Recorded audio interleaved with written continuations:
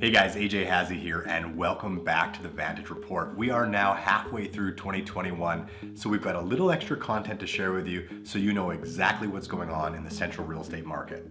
Now, there's a lot of people posting market stats these days, far more than when I began doing this.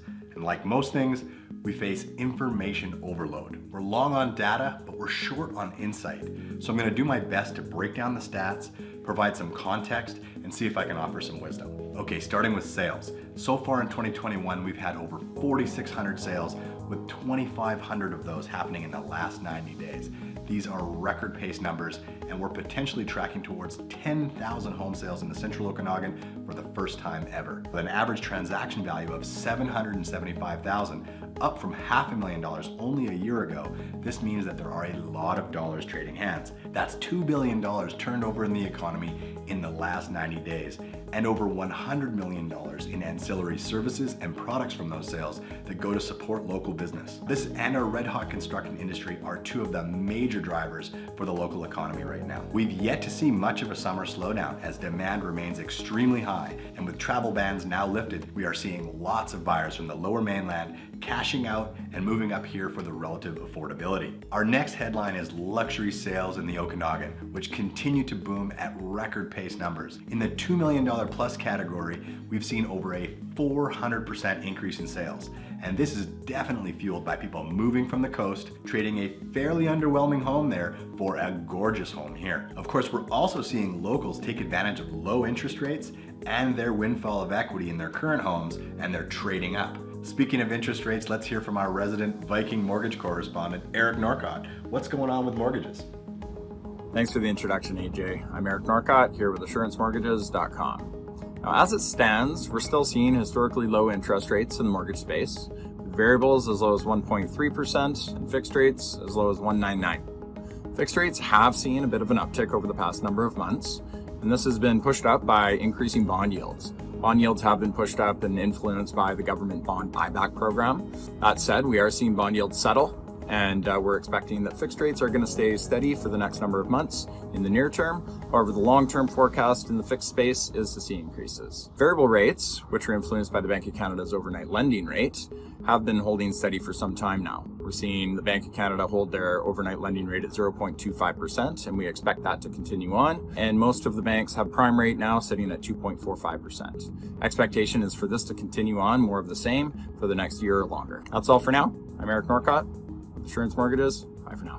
Now remember, this inflation is in large part due to the expanding monetary supply. You'll notice that cars, boats, even food has seen increases year over year similar to that of real estate. What this means is that although the big numbers, the hundreds of thousands of new equity, feel and sound great, simultaneously the purchasing power of our dollar is being eroded.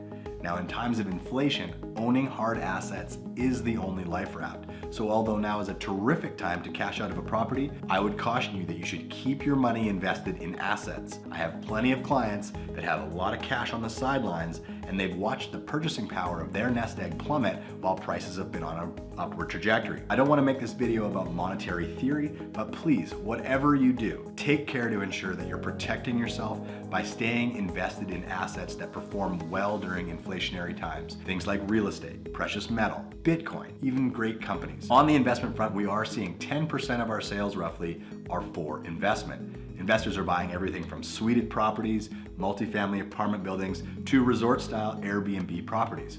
Now let's hear from Erza, our Vantage West property management expert, on what is happening in this rental market. Over the past 6 months has been very exciting time for investors and their rental properties. Kelowna is one of the fastest growing cities in Canada. StatsCan said between 2019 and 20, our population grew 1.9%, and I wouldn't doubt for this year it's over 2. Due to that growth, rental rates across the board have increased from 10 to 15% and staying strong. This is stimulated by low supply and high demand. It puts our investors in the ideal position to find that great tenant that's going to treat the property like their own.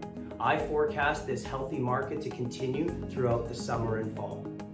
As you can see, not nearly enough supply to meet the demand in the rental market either. What's it going to take to reach a sustainable pace? Well, the answer is not more government intervention. It's quite simply supply. Supply, as I've taught many times on this channel, is quantified through what we call the absorption rate. A 4 to 6 month supply of listings is a balanced market. Anything less, and we have a seller's market. Some context, last year, or a little over last year, we were around 6 months worth of inventory. Back in 2009, when things were a buyer's market, at their worst, we had around 18 months worth of inventory. So again, we have 2 months worth of supply, which is why we're seeing bidding wars, which is why prices are escalating the way they are. 2 months of inventory is up slightly from the first quarter, where we had only 1.4 months of inventory. So things are starting to trend in the right direction. The massive month-over-month price gains seem to have slowed down as a result. When we compare the 3 months previously, where prices went up by 10%, and zoom into only the last 1 month, where prices only went up by 1.5%, there does seem to be some easing. 1.5% per month still equals anywhere from 15 to 20% gains year over year, which is still unsustainably high. So is it that people just aren't listing their homes? We've had 3,200 listings come on in the second quarter alone, which is up 50% from the first quarter. So there are definitely more listings coming online. It's just they're all being snapped up quickly and for top dollar. As of the end of June, homes were selling on average for 99.7% of list price.